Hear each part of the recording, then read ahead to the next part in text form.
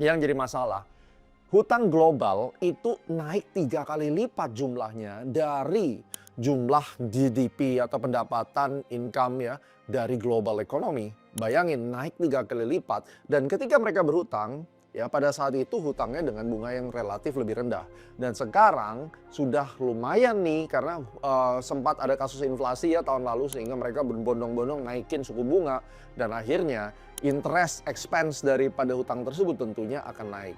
Plus, yang kita khawatirkan di tahun 2026 adalah 3 hal perpanjangan perang. Yang pertama adalah perpanjangan perang tarif war yang terus secara tiba-tiba dilakukan oleh United States yang kita nggak tahu. Tiba-tiba hari Minggu, hari Sabtu diumumin aja tuh tarif war sama negara ini, negara itu. Marketnya volatile. Mudah-mudahan ini kelar sih tahun 2026. Tapi masih akan ada nih gejolak tentang tarif war karena beberapa tarif war itu kan depending sampai nanti di 2026 akan mulai di-call lagi. Nah tentunya drama ini harus kita expect market akan sangat volatile dan seterusnya. Yang kedua, peperangan antara Rusia dan Ukraine yang nampaknya eskalasinya masih tetap panas nih ya. Kalau Middle East mungkin sudah tensionnya agak lebih rendah, tetapi yang Rusia sama Ukraine ini yang prediksi gue akan digoreng lagi di tahun 2026 karena kemarin sempat penggorengannya ditunda, sempat ada Middle East War, dan sekarang kita akan kembali kemungkinan melihat Rusia dan Ukraine drama.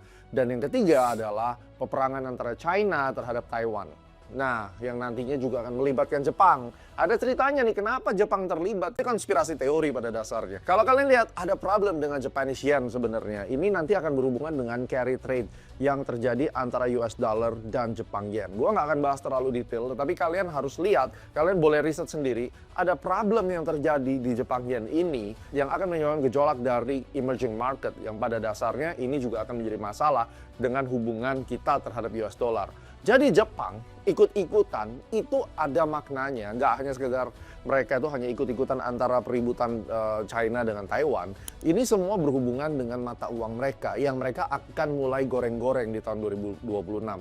Nah, 3 hal ini kalau terjadi eskalasi yang akan berdampak pertama adalah supply chain. Ini catatan gue ya, begitu lu dapat supply chain issue, maka harga-harga itu pasti akan naik. Sama seperti kejadian COVID, supply chain issue, harga naik. Kalau kemudian perang, embargo di mana-mana, harga bahan baku dan seterusnya, semua barang kita akan naik.